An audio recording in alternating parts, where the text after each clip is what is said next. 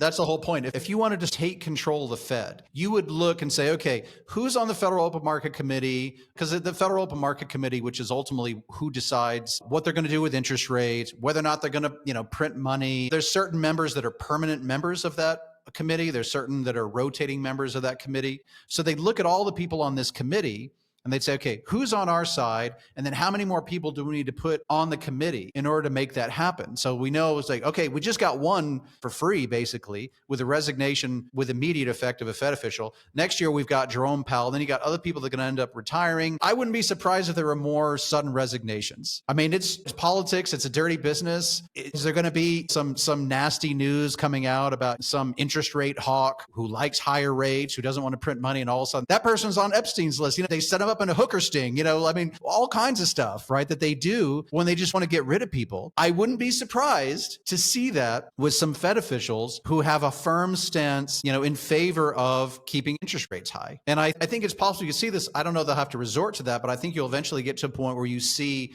more and more Fed officials capitulate, say, all right, let's cut rates. It's fine, we'll cut rates.